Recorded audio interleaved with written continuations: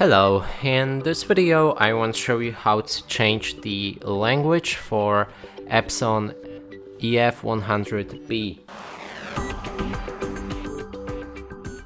And to do this we'll need to take our remote and click on the settings button.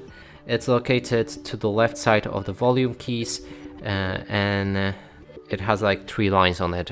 I can't show you because it's too dark, but yeah.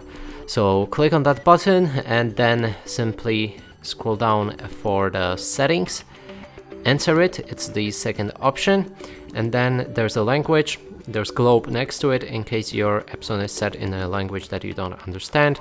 Click on that and then pick whichever language you like. And that's it for this video, hope you like it, please consider subscribing to our channel, leave a like and a comment below.